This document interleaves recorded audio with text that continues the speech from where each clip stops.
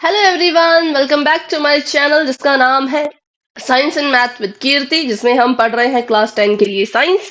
ठीक है, तो आज जो हम टॉपिक पढ़ने वाले हैं वो हम पढ़ने वाले हैं टाइप्स ऑफ केमिकल रिएक्शन। पिछली क्लास में भी हमने टाइप्स ऑफ केमिकल रिएक्शन ही पढ़ा था, बट इस क्लास के जो टाइप्स है और जो टाइप्स पिछली क्लास में पढ़े हैं दोनों ही अलग अलग हैं। और अगर आप में से कोई भी स्टूडेंट हिंदी मीडियम का है तो ये वीडियो आपके लिए नहीं है। सेम टॉपिक पर हिंदी मीडियम की वीडियो मैंने इसके डिस्क्रिप्शन बॉक्स में डाल दिया है, उसका लिंक, तो वहां पर जाकर के आप देख सकते हो। तो चलिए शुरू करते हैं आज की क्लास को और जानते हैं कि आज की क्लास में आप कौन कौन सी केमिकल रिएक्शंस के बारे में पढ़ने वाले हो। तो चार तरह के रिएक्शन आज भी पढ़ेंगे। पहला है exothermic reaction, endothermic reaction, oxidation, reduction. पिछली क्लास में हमने पढ़ा था combination reaction, decomposition reaction, displacement reaction, double displacement reaction. तो अगर किसी स्टूडेंट ने उस वीडियो को नहीं देखा है तो प्लीज उस वीडियो को भी पहले देख के आओ, उसका लिंक भी आपको डिस्क्रिप्शन बॉक्स में मिल जाएगा। ठीक है, तो आज हम इन चारों के बारे में पढ़ने वाले हैं। तो चलिए बिना किसी देरी के शुरू करते हैं। सबसे पहले बात कर लेते हैं एंडोथर्मिक और एक्सोथर्मिक रिएक्शन के बारे में। ये आपको एग्जाम में भी वन लाइनर या फिर 1 मार्क्स के क्वेश्चन में आता है। कैसे आता है? तो आपको इसकी डेफिनेशन पूछी जाएगी और आपको इसके जो है वो एग्जाम्पल पूछे जाएंगे। तो पहले हम डेफिनेशन पढ़ लेते हैं दोनों रिएक्शंस की। एंडोथर्मिक रिएक्शन एक ऐसा रिएक्शन होता है, a chemical reaction in which reactants absorb energy and converted into product. इसमें क्या होगा, जो रिएक्टेंट्स होंगे वो क्या करेंगे, एनर्जी को एब्सॉर्ब करेंगे, अपने अंदर एब्सॉर्ब करेंगे, इसलिए इसका नाम ट्रिक भी बना सकते हो, इसलिए इसका नाम एंडोथर्मिक है। एंडो मीन्स अंदर अंदर जा रही है। कौन? एनर्जी। कब अंदर जाती है? जब उसको हम एब्सॉर्ब करते हैं। ठीक है, और एक्सोथर्मिक रिएक्शन होता है a chemical reaction in which heat is released, जिसमें हम हीट को बाहर भेज रहे हैं। हीट क्या कर रही है? एग्जिट कर रही है और प्रोडक्ट के साथ वो निकल रही है। ठीक है, मतलब रिएक्टेंट थे, रिएक्टेंट में हमने रिएक्शन करवाया और जब हमने प्रोडक्ट देखा तो प्रोडक्ट तो हमारा बन गया, बट उस प्रोडक्ट के साथ साथ हीट भी अगर रिलीज होने लग जाए तो इसका मतलब वो एक्सोथर्मिक रिएक्शन है। ठीक है, अगर एनर्जी एब्सॉर्ब हो रही है, अंदर जा रही है, एंटर कर रही है तो एंडोथर्मिक, और अगर एग्जिट कर रही है तो एक्सोथर्मिक। पहले तो इसका एक बिल्कुल बेसिक सा एग्जाम्पल देख लेते हैं। ठीक है, तो यहाँ पर आपको दो यहाँ पे एग्जाम्पल दिख रहे होंगे, पहला एंडोथर्मिक रिएक्शन का, दूसरा एक्सोथर्मिक रिएक्शन का। तो इसको अच्छे से देख लेते हैं कि इसमें ये कहना क्या चाह रहे हैं, बताना क्या चाह रहे हैं। जो मेल्टिंग ऑफ आइस है, ठीक है, जो आपका मेल्टिंग ऑफ आइस है ये एक एंडोथर्मिक रिएक्शन है। क्यों? क्योंकि इसमें क्या होता है, अगर हमें आइस को मेल्ट करना है, अगर हम चाहते हैं कि हमारी आइस जो है वो मेल्ट हो जाए, तो वो कैसे मेल्ट करती है? वो जो एनवायरमेंट में हीट है, जो जो जितने भी एनवायरमेंट में हीट है उसको जो ये बर्फ है, आइस है, वो एब्सॉर्ब करेगी। जैसे ही ये हीट को एब्सॉर्ब करेगी ये मेल्ट होना शुरू हो जाएगा। ठीक है, इसलिए एरोज जो है वो ऐसे अंदर को लगा रखे हैं कि जब भी आइस मेल्ट होती है, बर्फ पिघलती है, वो क्या करती है, जो उसके चारों तरफ की हीट है, एनर्जी है, उसको एब्सॉर्ब करती है। जैसे वो हीट को, एनर्जी को एब्सॉर्ब करेगा, ये मेल्ट होना शुरू हो जाएगा और इसने एनर्जी को सोखा, अपने अंदर लिया, एनर्जी को एब्सॉर्ब किया और उसके बाद अपना काम किया। तो एनर्जी जब ये अंदर एंटर करेगी तो एंडोथर्मिक रिएक्शन कहलाया जाएगा। बात कर लेते हैं एक्सोथर्मिक रिएक्शन की। एक्सोथर्मिक का बहुत सिंपल सा एग्जांपल है कि हमने लकड़ी लिया, कोयला लिया, उसको जला दिया। ठीक है, लकड़ी ली, कोयला लिया, उसको जला दिया। अब जब भी आग लगती है, कहीं पर भी आग जलाओ, कागज जलाओ, लकड़ी जलाओ, कुछ भी जलाओ, आपको पता है एक हीट निकलती है। क्या होता है? एक हीट निकलती है। सी लो, मतलब कार्बन लो, उसमें ऑक्सीजन की प्रेजेंस में उसमें आग लगा दो तो कार्बन डाइऑक्साइड निकलेगी, और कार्बन डाइऑक्साइड जब निकलती है तो साथ में उसके हीट भी निकलती है। CO2 मतलब धुआं, ऐसे धुआं धुआं निकलेगा। पर जब आग लगाते हैं सिर्फ धुआं तो नहीं निकलता, धुएं के साथ साथ हीट भी तो निकलती है। तो हीट निकल रही है, हीट एनवायरमेंट की तरफ को जा रही है, इसलिए एरोज बाहर है। तो ये है हमारे रियल लाइफ एग्जांपल्स एक्सोथर्मिक और एंडोथर्मिक के। अब थोड़ा सा बात करेंगे इसको केमिस्ट्री की भाषा में। केमिस्ट्री की भाषा में तो भी रिएक्शन ही रिएक्शंस होते हैं, तो रिएक्शन में इसको देखेंगे। रियल लाइफ एग्जांपल ये है, melting of ice endothermic reaction है, और burning of would exothermic reaction है, क्योंकि हीट निकल रही है। ठीक है, ठीक है, तो आगे बढ़ते हैं। अब थोड़े से रिएक्शन देख लेते हैं, जैसे कि exothermic reaction, a chemical reaction in which heat is released along with the products is called exothermic reaction. जैसे कि ये आपका यहाँ पर है मीथेन। मीथेन में जब आप ऑक्सीजन के साथ इसके करवाओगे रिएक्शन तो क्या होगा, कार्बन डाइऑक्साइड निकलेगी, पानी भी एज अ प्रोडक्ट निकलेगा और उनके साथ ही साथ में हीट भी रिलीज होगी। तो ऐसे हम रिप्रेजेंट करते हैं किसको, एक्सोथर्मिक रिएक्शन को, कि अपना प्रोडक्ट लिख लिया, प्रोडक्ट हमारा ये था और साथ में इसकी हीट भी रिलीज हो गई। ठीक है, फिर यही चीज कार्बन ऑक्सीजन, कार्बन में जब ऑक्सीजन की रिएक्शन करवाओगे तो CO2 बनेगा, मतलब कार्बन डाइऑक्साइड निकलेगी, धुआं निकलेगा, और धुआं निकलने के साथ साथ हीट भी रिलीज होती है। ठीक है, तो देखते हैं बैलेंस है, यहाँ पे कार्बन एक H4H2 और यहाँ पे ऑक्सीजन 4, यहाँ पे ऑक्सीजन सिर्फ, अच्छा इसको रहने दो, अभी इसको अगर मैं हटा दूं तो 2 ऑक्सीजन 3 ऑक्सीजन। ठीक है, तो अभी हमने हाइड्रोजन को 4 बनाना है, मतलब हमें यहाँ पे 2 की मल्टीप्लाई करनी पड़ेगी। 2 की मल्टीप्लाई अगर करते हैं तो 2 2 जा 4, हाइड्रोजन यहाँ 4 आ गया, हाइड्रोजन यहाँ भी 4 आ गया, और ऑक्सीजन यहाँ पर 2 है, यहाँ पे भी 2 है, तो यहाँ पे टोटल ऑक्सीजन हो गई 4 और यहाँ पे भी टोटल ऑक्सीजन हो गई 4। इसे कहते हैं बैलेंसिंग। अगर आपने बैलेंसिंग की वीडियो भी नहीं देखी है तो प्लीज बैलेंसिंग की वीडियो देख लेना, क्योंकि अब क्या होगा, जब जब आप केमिकल रिएक्शन लिखा करोगे आपका वो रिएक्शन एकदम बैलेंस्ड होना ही चाहिए। ठीक है, बैलेंस करना ही पड़ेगा। यहाँ पे एक carbon 2 oxygen 2 oxygen already balanced है। बढ़ते हैं आगे, अब बात करते हैं एंडोथर्मिक रिएक्शन की। तो a chemical reaction in which reactants absorb energy and are converted into product, जैसे कि लाइमस्टोन था, लाइमस्टोन को हमने ब्रेक करना है। ब्रेक करने के लिए क्या करना पड़ा, मैंने आपको पहले भी बताया था जब हमने डिकम्पोजिशन रिएक्शन के बारे में पढ़ा था, कि अगर हमें किसी चीज को ब्रेक करना है तो हमें उसे एनर्जी देनी पड़ती है। अगर हमें किसी पत्थर को तोड़ना है तो हथौड़ा मारना पड़ेगा, एक्सटर्नल एनर्जी उसको देनी पड़ेगी। ठीक है, तो वैसे ही हमने लाइमस्टोन को भी हीट एनर्जी दी, और जैसे ही हमने इसको हीट एनर्जी दी ये टूट गया क्विक लाइम में, CaO कैल्शियम ऑक्साइड में और कार्बन डाइऑक्साइड में। तो यहां पर क्या हुआ, हमने कैल्शियम कार्बोनेट को हीट दी, इसने हीट को एब्जॉर्ब कर लिया और एब्जॉर्ब करने के बाद ये प्रोडक्ट में बदल गया। वैसे ही सेम यहाँ पे हुआ सिल्वर क्लोराइड के साथ, कि सिल्वर क्लोराइड को जब हमने हीट किया, हीट एनर्जी दी, तो वो टूट गया सिल्वर में और क्लोरीन में। ठीक है, ये ऑलरेडी बैलेंस्ड इक्वेशंस हैं तो इनको हम बैलेंस नहीं करेंगे। तो चलिए बढ़ते हैं आगे। ये था आपका एक्सोथर्मिक और एंडोथर्मिक रिएक्शन। कहीं पे लिखा हो तो आप देख के भी पहचान सकते हो। अगर आपको हीट की सप्लाई करनी पड़ रही है, हीट आपको देनी पड़ रही है, then it will be endothermic. और लेकिन अगर आपको हीट एज अ प्रोडक्ट मिल रही है, ठीक है, रिलीज हो रही है, तो इसको आप एक्सोथर्मिक रिएक्शन कहोगे। चलिए बढ़ते हैं आगे। अब बात कर लेते हैं most important topic of the chapter, जिसका नाम है ऑक्सीडेशन एंड रिडक्शन, जिसमें बहुत से बच्चे कंफ्यूज रहते हैं, बहुत से बच्चे। ठीक है, इसको सीखेंगे और इसको एकदम क्लियर करेंगे। चलिए बढ़ते हैं आगे। सबसे पहले बात करेंगे ऑक्सीडेशन की। तो ऑक्सीडेशन क्या होता है, अच्छा सबसे पहले ऑक्सीडेशन और रिडक्शन पढ़ने से पहले एक चीज नोट डाउन कर लीजिए कि आपके सिलेबस में 10th क्लास के सिलेबस में जो ऑक्सीडेशन और रिडक्शन है वो बस 2 ही एलिमेंट पे डिपेंड कर रहा है, सिर्फ 2 एलिमेंट्स पे डिपेंड कर रहा है, एक हाइड्रोजन पर एक ऑक्सीजन पर। ठीक है, आपके सिलेबस में जो ऑक्सीडेशन और रिडक्शन है वो सिर्फ 2 ही चीजों पर डिपेंडेंट है। किस पर, एक हाइड्रोजन पर एक ऑक्सीजन पर। कभी हाइड्रोजन बढ़ रहा है, कभी ऑक्सीजन कम हो रहा है, कभी ऑक्सीजन बढ़ रहा है, कभी हाइड्रोजन कम हो रहा है। बस इनके इंक्रीज और डिक्रीज के बेसिस पर ही ऑक्सीडेशन और रिडक्शन होता है। ठीक है, तो इसको नोट कर लो कि बस ये 2 ही एलिमेंट्स हैं जिन पर आपका ये पूरा डिपेंड करेगा ऑक्सीडेशन और रिडक्शन। किस पर, तो हाइड्रोजन पर और ऑक्सीजन पर। अब बात कर लेते हैं इनकी डेफिनेशन की, ऑक्सीडेशन रिएक्शन की डेफिनेशन क्या होगी।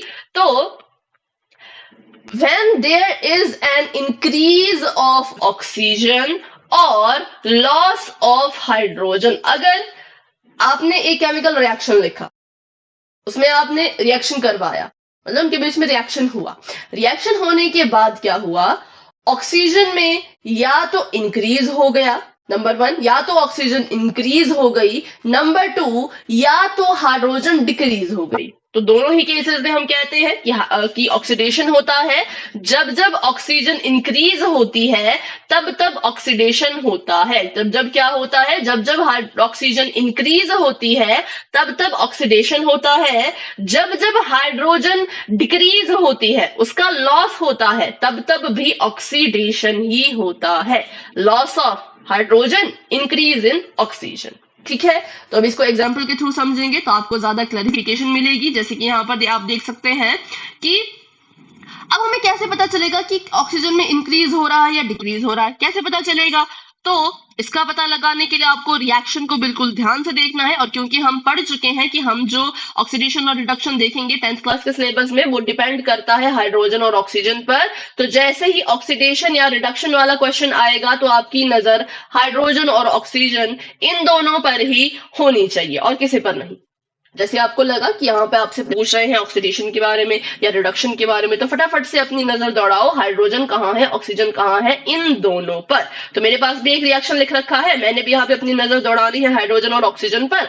हाइड्रोजन तो यहाँ पे है नहीं, तो मैं ऑक्सीजन को ही देखूंगी। ठीक है, मैंने देखा जब मैं रिएक्शन करवा रही थी, जब मैंने रिएक्टेंट लिए थे, जब मैंने क्या किया था, रिएक्टेंट लिए थे, तो कार्बन अलग था, ऑक्सीजन अलग था। दोनों ही क्या थे, दोनों ही अलग अलग थे। रिएक्शन से पहले कार्बन के पास एक भी ऑक्सीजन नहीं है।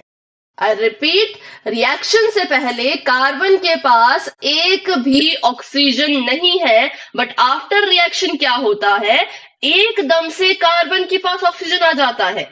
अभी रिएक्शन से पहले तक जब देख रहे थे तो कार्बन बेचारा अकेला था, ऑक्सीजन तो था उसके साथ बट अलग था, कार्बन से अटैच नहीं था ना, अलग था। इनके बीच में क्योंकि प्लस का साइन है तो हम कहेंगे एक दूसरे से अलग है। तो कार्बन अलग ही था, ऑक्सीजन अलग ही था, लेकिन जैसे ही रिएक्शन हुई क्या हुआ, वो दोनों ही जुड़ गए, मिल गए, या यूं कहें कि कार्बन में ऑक्सीजन इंक्रीज कर गई।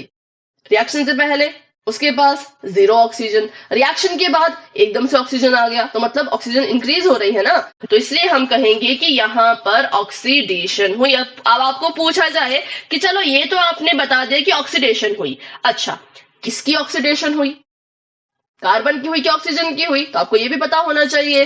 तो पहले कार्बन के पास ऑक्सीजन था ही नहीं, और आफ्टर रिएक्शन उसके पास ऑक्सीजन आ गया, तो कार्बन की ऑक्सीडेशन यहां पर हो रही है। क्वेश्चन आता है, क्वेश्चन में आपको रिएक्शन दिया गया होगा और पूछा जाएगा कि बच्चों बताओ कि किसकी ऑक्सीडेशन हो रही है, किसकी रिडक्शन हो रही है। ठीक है, चलिए तो आगे बढ़ते हैं, एक और एग्जांपल कर लेते हैं। अच्छा, ये ऑलरेडी बैलेंस था, इसलिए इसको मैंने बैलेंस नहीं किया।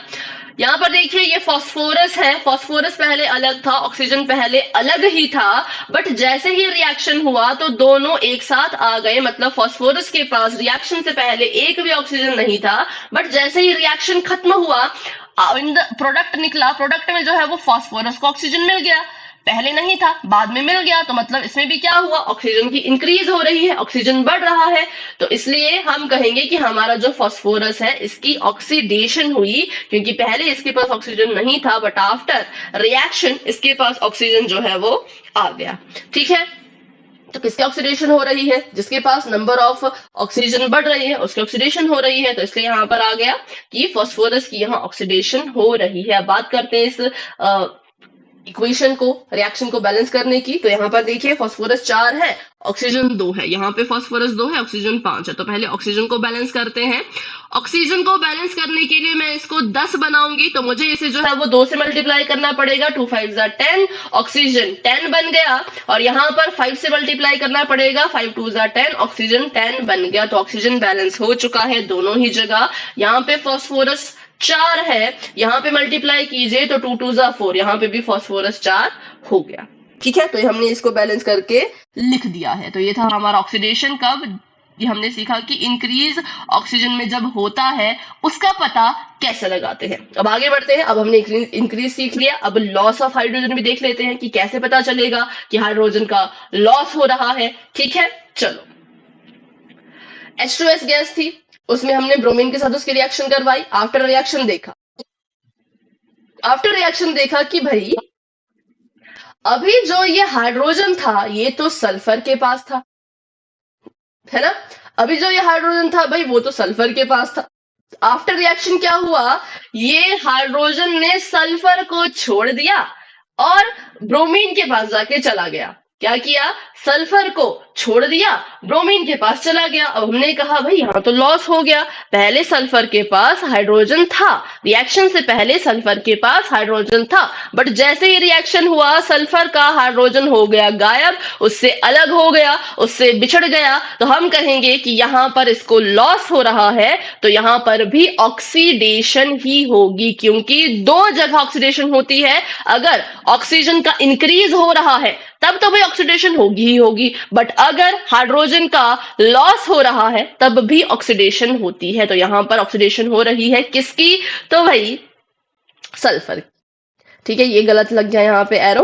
किसकी ऑक्सीडेशन हो रही है? तो सल्फर की ऑक्सीडेशन हो रही है, क्योंकि लॉस ऑफ हाइड्रोजन हमने दिखाया। लॉस किसको हुआ? ब्रोमीन को तो नहीं हुआ ना, ब्रोमीन को तो बल्कि इंक्रीज हुआ। ब्रोमीन के पास तो हाइड्रोजन नहीं थी, बाद में उसको हाइड्रोजन मिल गई, तो यहाँ पे तो ब्रोमीन के पास तो इंक्रीज हो गया हाइड्रोजन का, लेकिन सल्फर से हाइड्रोजन बिछड़ गया, छूट गया, इसको लॉस हो गया, तो हम कहेंगे ऑक्सीडेशन जो हो रही है वो सल्फर की हो रही है।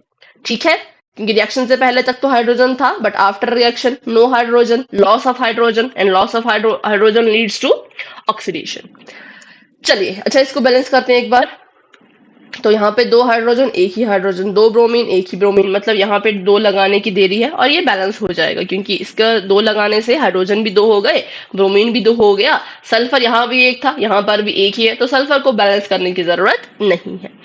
ठीक है, नेक्स्ट रिएक्शन देख लेते हैं। मीथेन और ऑक्सीजन फिर से हमें हमें दिख रहे हैं।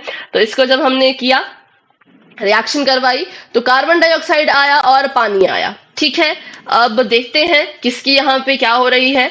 अच्छा, तो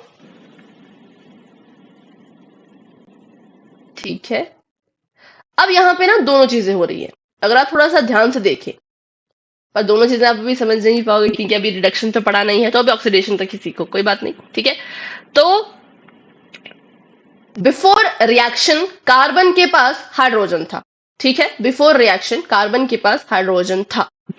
आफ्टर रिएक्शन कार्बन के पास हाइड्रोजन नहीं बचा, हाइड्रोजन का लॉस हो गया, कम हो गया हाइड्रोजन, क्योंकि है ही नहीं भाई, पहले तक तो सब सही था, पर जैसी रिएक्शन हुआ हाइड्रोजन गायब, हाइड्रोजन ने कार्बन को छोड़ दिया, कार्बन को छोड़ दिया तो किसको पकड़ लिया? ऑक्सीजन को पकड़ लिया, H2O बन गया।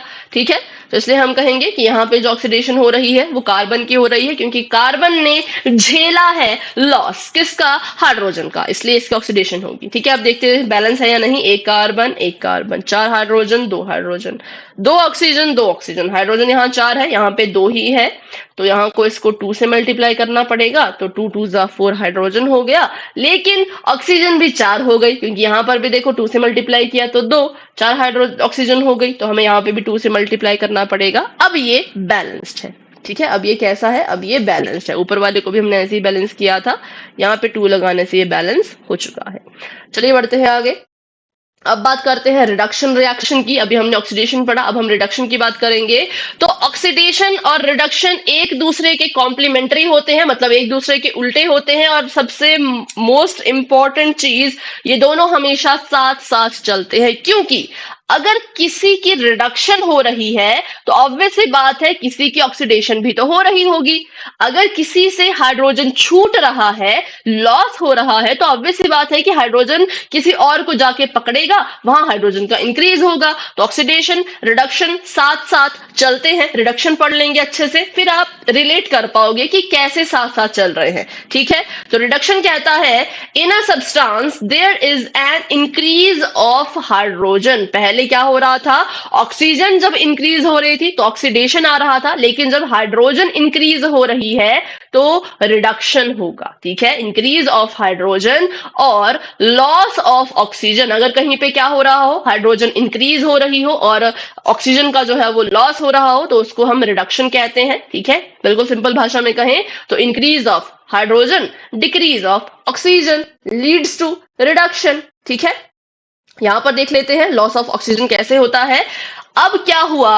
अब रिएक्शन से पहले कॉपर के पास ऑक्सीजन था, रिएक्शन से पहले कॉपर के पास ऑक्सीजन था, बट जैसे ही रिएक्शन हुआ तो आप देख सकते हो कॉपर से ऑक्सीजन बिछड़ गया, अलग हो गया। इसका मतलब कॉपर को ऑक्सीजन का लॉस हो गया। Loss of oxygen leads to reduction, तो मतलब कॉपर यहाँ पे रिडक्शन इसकी हो रही है। ठीक है, पर अब वही सेम चीज अब आप अच्छे से रिलेट कर पाओगे कि कॉपर की तो रिडक्शन हुई है ना, कॉपर से तो ऑक्सीजन बिछड़ गया, पर ऑक्सीजन ने किसी और को तो पकड़ा होगा, किसको? हाइड्रोजन को।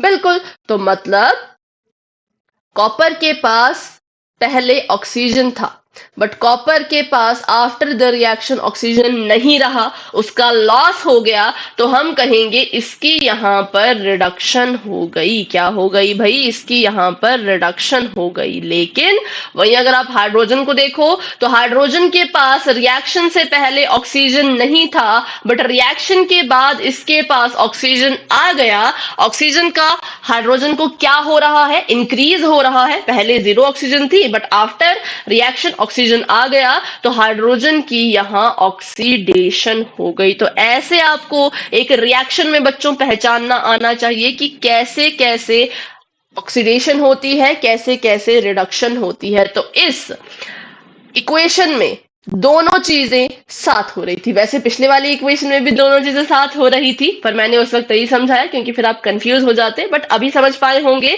कि हाइड्रोजन में ऑक्सीजन बढ़ रहा है, इंक्रीज हो रहा है, तो हाइड्रोजन की ऑक्सीडेशन हो रही है, और कॉपर में से ऑक्सीजन का लॉस हो रहा है, ऑक्सीजन कम हो रहा है, तो कॉपर की रिडक्शन हो रही है। ठीक है, बढ़ते हैं आगे, कर लेते हैं अपना अगला ना। तो इसकी रिडक्शन हुई, और जो मैंने आपको बताया इसकी क्या हुई, तो इसकी जो है वो ऑक्सीडेशन हुई। लेकिन आपको जो सवाल पूछा जाए आपने उसी हिसाब से आंसर देना है। आपको पूछा जा रहा है अगर कि बच्चों बताओ किसकी रिडक्शन हो रही है, तो आपने बस उतना ही बताना है कि कॉपर की रिडक्शन हो रही है। एक्स्ट्रा में मत लिखना कि हाइड्रोजन की ऑक्सीडेशन हो रही है, क्योंकि ऑक्सीडेशन अगर पूछा ही नहीं है तो क्यों बताएं, है ना, क्यों बताएं। चलो आगे बढ़ते हैं, अब देखते हैं एक और एग्जाम्पल। तो यहाँ पे H2S है और ये Cl2 है। लॉस ऑफ ऑक्सीजन नहीं होगा यहाँ पे होगा आपका इंक्रीज ऑफ हाइड्रोजन। ठीक है, लॉस ऑफ ऑक्सीजन नहीं है ये है इंक्रीज ऑफ हाइड्रोजन। लिख लेते हैं। तब तक के लिए देखो भाई, किसमें इंक्रीज हो रहा है, किसमें डिक्रीज हो रहा है।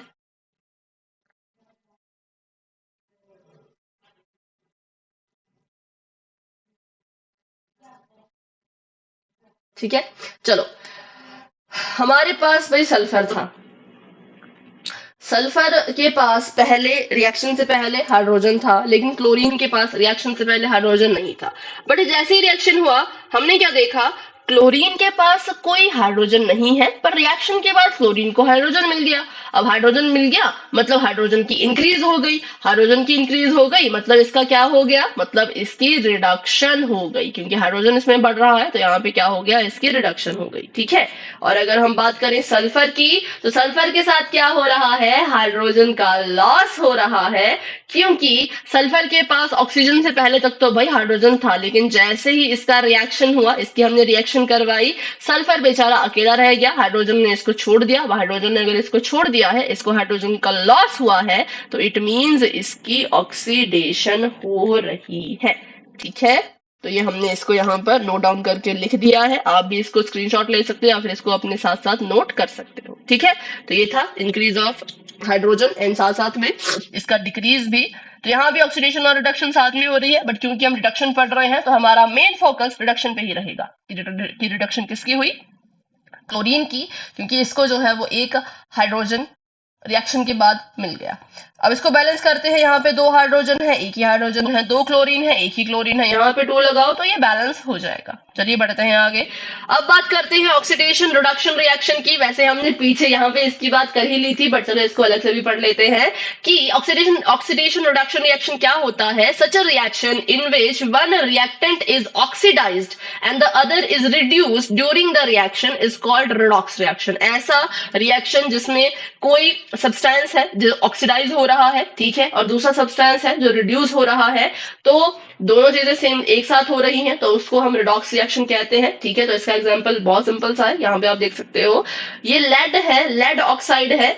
बिफोर रिएक्शन लेड के पास ऑक्सीजन था, बट आफ्टर रिएक्शन लेड से ऑक्सीजन गायब हो गया, लेड को ऑक्सीजन ने छोड़ दिया तो किसको पकड़ा, हाइड्रोजन को पकड़ लिया, हाइड्रोजन को पकड़ा तो ये H2O बन गया। ठीक है, रिएक्शन से पहले इसके पास ऑक्सीजन था, इसके पास ऑक्सीजन नहीं था, बट रिएक्शन के बाद क्या हुआ, इसके पास अब ऑक्सीजन नहीं है, इसको लॉस हो गया, और इसके पास ऑक्सीजन आ गया तो इसको इंक्रीज हो गया।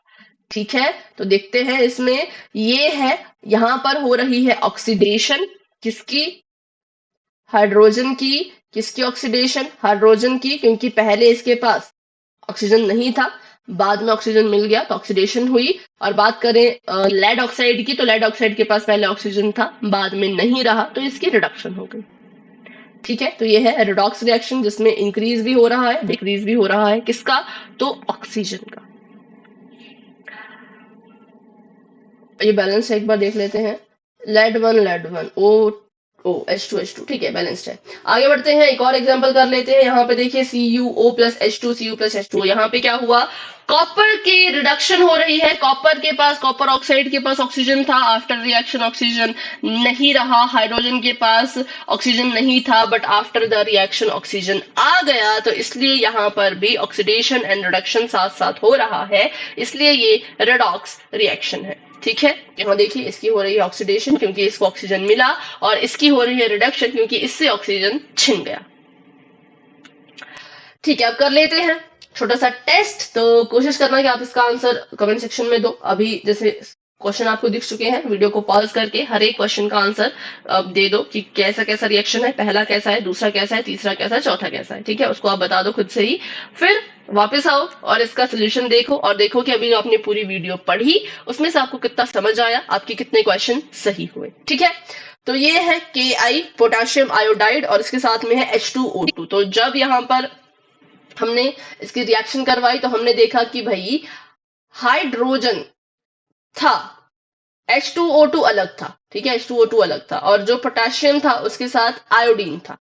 ठीक है, पर जैसी रिएक्शन किया भाई, आयोडीन तो बेचारा अकेला रह गया, और पोटाशियम को मिल गई ऑक्सीजन और मिल गई हाइड्रोजन। ठीक है, पोटाशियम को मिल गई ऑक्सीजन और हाइड्रोजन। अब ध्यान से देखना, पोटेशियम के पास पहले ना तो ऑक्सीजन थी ना तो हाइड्रोजन थी, बट आफ्टर रिएक्शन पोटेशियम को ऑक्सीजन भी मिल गया और हाइड्रोजन भी मिल गया। ऑक्सीजन का भी इंक्रीज हुआ, हाइड्रोजन का भी इंक्रीज हुआ। तो जब ऑक्सीजन का इंक्रीज होता है तो वहां पर ऑक्सीडेशन होती है, और जब हाइड्रोजन का इंक्रीज होता है तो वहां पर रिडक्शन होती है। तो ये जो रिएक्शन है ये रिडॉक्स रिएक्शन है। यहाँ पे हमारी ऑक्सीडेशन भी हुई, रिडक्शन भी हुई, तो ये जो रिएक्शन हुआ ये रिडॉक्स रिएक्शन हुआ। समझ पा रहे हो ना? पोटेशियम पहले आयोडीन के साथ था, पर जैसे हमने उसको रिएक्शन करवाया, उस तरफ भेजा, तो पोटेशियम को ऑक्सीजन भी मिल गया, हाइड्रोजन भी मिल गया। मतलब ऑक्सीजन की भी इंक्रीज हुई और हाइड्रोजन की भी इंक्रीज हुई। तो ऑक्सीजन इंक्रीज करता है, ऑक्सीडेशन होता है, हाइड्रोजन इंक्रीज करता है, रिडक्शन होता है, तो ये रिडॉक्स रिएक्शन बन गया। ठीक है, अब इसको देखते हैं N2H2NH3। नाइट्रोजन अलग था, हाइड्रोजन अलग ही था। जैसे रिएक्शन करवाया NH3 बन गया। NH3 मतलब नाइट्रोजन को हाइड्रोजन मिल गया, मतलब यहाँ पे हुई हाइड्रोजन की इंक्रीज। और जहां पर भी हाइड्रोजन इंक्रीज होता है हमें पता है वहां पर रिडक्शन होती है। क्या होती है? रिडक्शन। क्या होती है? रिडक्शन होती है। ठीक है, क्योंकि ऑक्सीजन इंक्रीज करेगा तो ऑक्सीडेशन होगी, हाइड्रोजन इंक्रीज करेगा तो रिडक्शन होगी। अब बात करते हैं ferrous oxide plus H2 gives Rn plus H2। अच्छा, पहले इसको बैलेंस कर लेते हैं। यहाँ पे 2 नाइट्रोजन, यहाँ पे 1 ही, यहाँ पे 2 हाइड्रोजन, यहाँ पे 3, 6 बनाते हैं। चलो 2 से इसको मल्टीप्लाई करेंगे और इसको 3 से मल्टीप्लाई करेंगे तो बैलेंस हो गया। 2 नाइट्रोजन 6 हाइड्रोजन, 2 नाइट्रोजन 6 हाइड्रोजन। ठीक है, अब यहाँ पर देखो ये फेरस ऑक्साइड था रिएक्शन से पहले, लेकिन रिएक्शन के बाद ये आयरन में बदल गया। इसका जो ऑक्सीजन था ये इससे छिन गया, ऑक्सीजन छिन लिया है ना, और हाइड्रोजन ने जो है वो उसको पकड़ लिया। तो अभी हम अगर बोले तो यहाँ पे वैसे ये भी रिडॉक्स रिएक्शन ही है, क्योंकि आपका जो आयरन है उससे ऑक्सीजन छीना जा रहा है और हाइड्रोजन को ऑक्सीजन दिया जा रहा है। तो ऑक्सीजन की एक के पास लॉस हो रहा है, दूसरे के पास इंक्रीज हो रहा है, तो इसको भी हम रिडॉक्स ही कहेंगे। लेकिन अगर आपसे पूछा जाए कि किसकी ऑक्सीडेशन हुई, तो हाइड्रोजन की ऑक्सीडेशन हुई क्योंकि इसको जो है वो ऑक्सीजन मिल गया। और किसकी रिडक्शन हुई? तो रिडक्शन हुई बच्चों आयरन की, क्योंकि इससे जो ऑक्सीजन था वो बिछड़ गया। ठीक है, तो किससे इसकी रिएक्शन, सॉरी किसकी यहाँ पे रिडक्शन हुई? तो आयरन की यहाँ पे रिडक्शन हो रही है क्योंकि ऑक्सीजन इससे छीना जा रहा है। तो चलिए अब करते हैं, आगे बढ़ते हैं, बैलेंस करते हैं। यहाँ पे 3 आयरन, यहाँ पे 1 ही, तो 3 से मल्टीप्लाई करना ही पड़ेगा। 2 हाइड्रोजन 2 हाइड्रोजन, 4 ऑक्सीजन 4 ऑक्सीजन, 4 दूनी 8, 4 दूनी 8, हो गया balance. 3 iron 3 iron, 4 oxygen 4 oxygen, 8 hydrogen 8 hydrogen. ठीक है, रिडॉक्स रिएक्शन था ये। बात करते हैं आखिरी रिएक्शन की। तो मैग्नीशियम रिएक्शन से पहले अकेला था, ऑक्सीजन इसके साथ अलग था, पर जैसी रिएक्शन हुई दोनों मिल गए, मतलब मैग्नीशियम के पास पहले एक भी ऑक्सीजन नहीं था, आफ्टर रिएक्शन मैग्नीशियम के पास एक ऑक्सीजन आ गया, तो यहां पर हम कहेंगे ऑक्सीजन का इंक्रीज हो रहा है, तो इसीलिए यहाँ पे ऑक्सीडेशन हो रही है। तो चलिए देखिए अब कि आपने जो आंसर अभी लिखा वो उसमें से कितने आंसर सही हैं और कितने आंसर गलत है। अच्छे से देख लो। ठीक है, तो ये यहाँ पे क्या हो रहा था, ऑक्सीजन की इंक्रीज हो रही थी, इससे यहाँ पे हो गई ऑक्सीडेशन। तो बस ये था हमारा ऑक्सीडेशन और रिडक्शन के बारे में, एंडोथर्मिक, एक्सोथर्मिक, ऑक्सीडेशन, रिडक्शन। अब थोड़ा सा और पढ़ लेते हैं जिसके बारे में हम पढ़ेंगे इफेक्ट ऑफ ऑक्सीडेशन रिएक्शन की, क्या क्या इफेक्ट होते हैं ऑक्सीडेशन की वजह से हमारी रियल लाइफ में। ठीक है, तो दो तो इफेक्ट पड़ते हैं, पहला इफेक्ट पड़ता है कोरोजन, दूसरा इफेक्ट होता है रेंसिडिटी।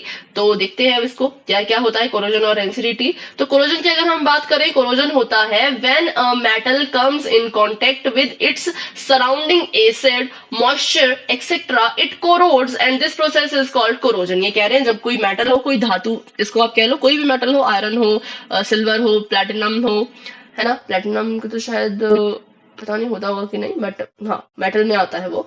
तो जब ये अपने सराउंडिंग में किसी भी ऐसी चीज की कांटेक्ट में आते हैं, स्पेशली एसिड के कांटेक्ट में आते हैं। एसिड क्या होते हैं वो आप अपने सेकंड चैप्टर में पढ़ने वाले हो। ठीक है, और मॉइस्चर मतलब नमी, जैसे हम कहते हैं ना कि आज बहुत ज्यादा मॉइस्चर है, या फिर ये जगह बहुत ज्यादा मॉइस्ट है। मॉइस्चर क्या होता है, जैसे आप हमें पता है कि हमारे पूरे एनवायरमेंट में छोटे छोटे मॉलिक्यूल होते हैं, उन मॉलिक्यूल्स में जब वाटर ड्रॉपलेट्स वो बंद हो जाती हैं तो हम कहते हैं कि मॉइस्चर हो गया है। ठीक है, मॉइस्चर हो गया। तो वैसे ही जब ऐसी कोई चीज होती है, मॉइस्चर के कांटेक्ट में कोई भी मेटल आता है तो वो खराब होने लगता है, कोरोड हो जाता है, और इसको हम कोरोजन कहते हैं। ठीक है, अभी आपको बिना एग्जाम्पल देखे तो भी समझ आएगा नहीं, तो एग्जाम्पल देख लेते हैं। जैसे कि brown coating on iron object. ठीक है, अगर आपने कोई भी आयरन की चीज, लोहे की चीज बाहर रख रखी है और कुछ दिनों बाद आप उसको देखने जाते हो तो देखते हो कि यार उसमें ना कुछ ब्राउन सी ऐसी कोटिंग, भूरे भूरे रंग की ना कुछ ऐसी परत जम गई है, जिसको आप कहते हो कि अरे इसको तो जंग लग गया, इसकी तो रस्टिंग हो गई, तो बस उसी को कोरोजन कहते हैं। Rusting is also known as corrosion.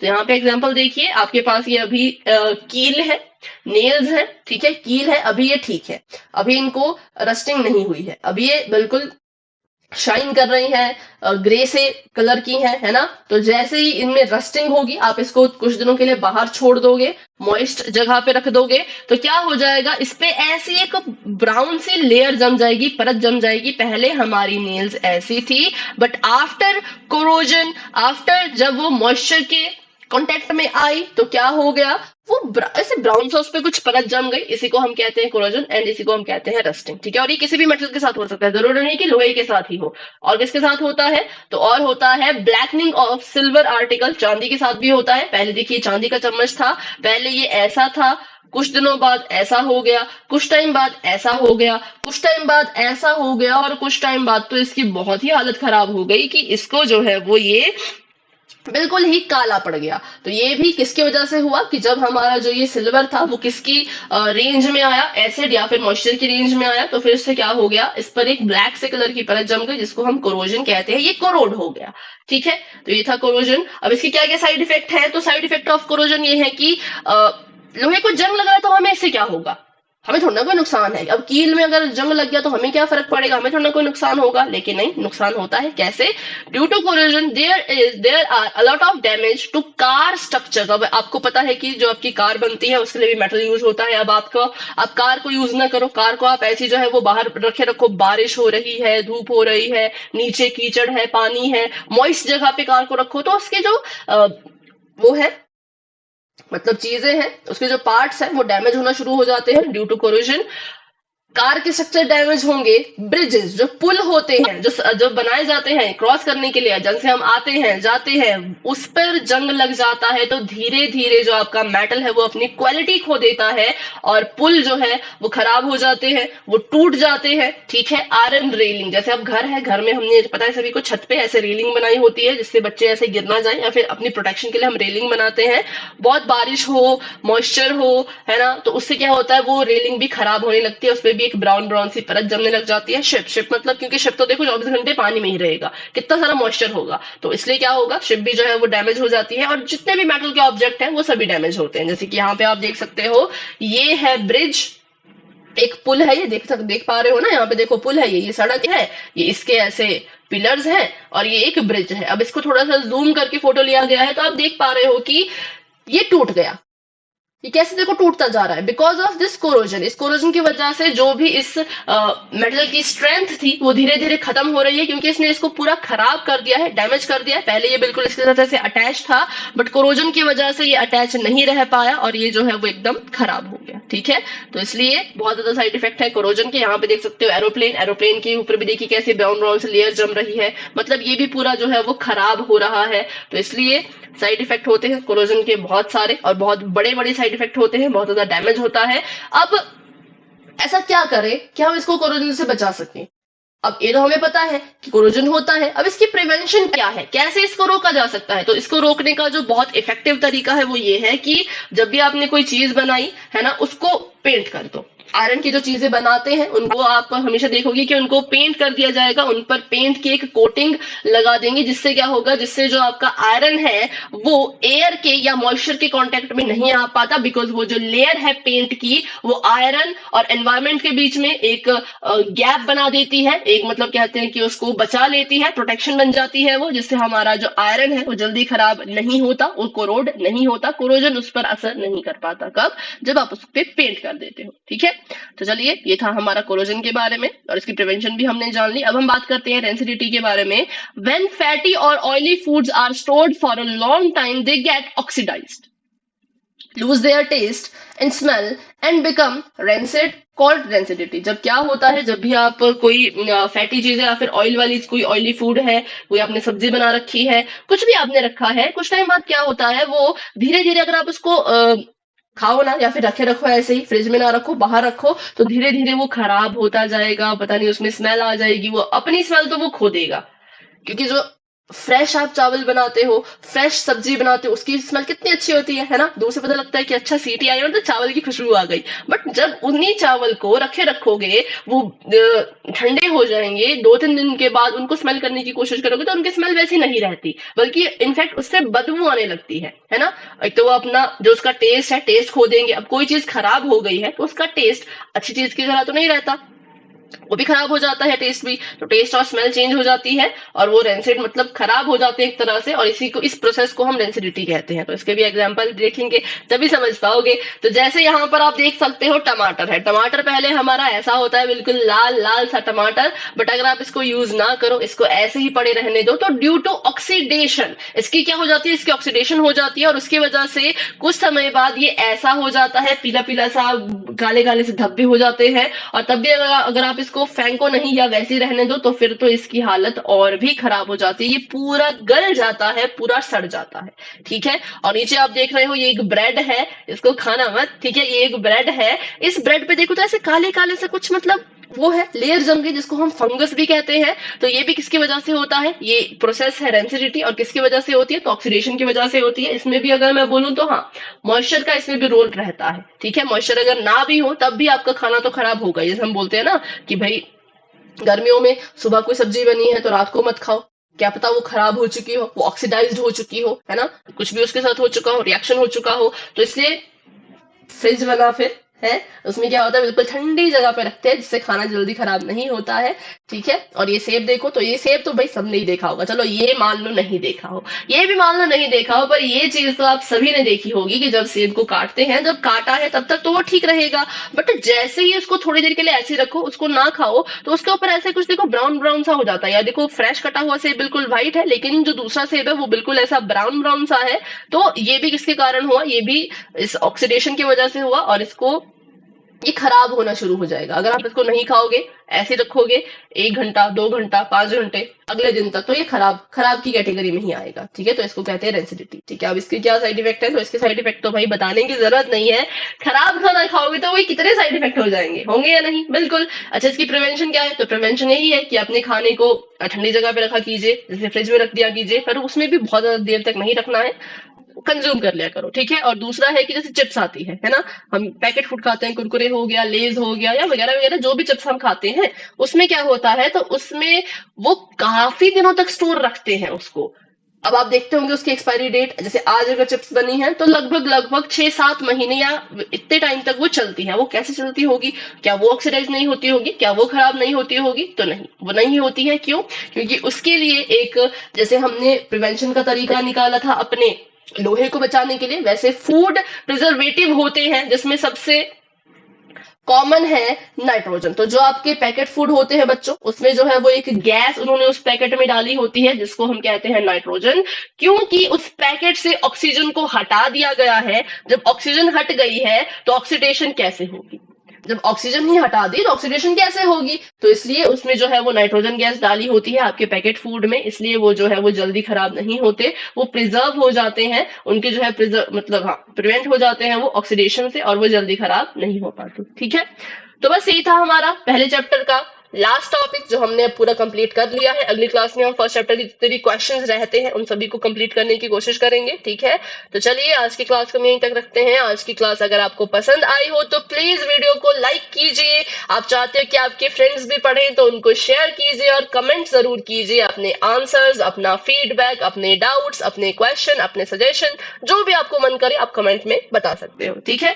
और बस इस वीडियो को इतना ही रखेंगे तो अभी के लिए। और हाँ, चैनल को सब्सक्राइब कर लीजिए प्लीज, सब्सक्राइब करना मत भूलना। जितने ज्यादा सब्सक्राइबर अगर होंगे तो हम जल्द से जल्द यूट्यूब पर लाइव क्लास भी शुरू करने वाले हैं, ताकि आपके जो डाउट्स हैं वो वहीं पर फटाफट से क्लियर होते जाए, ठीक है। तो इसलिए ज्यादा से ज्यादा सब्सक्राइब कीजिए, और इतना ही रखते हैं। तो बाय बाय एवरीवन।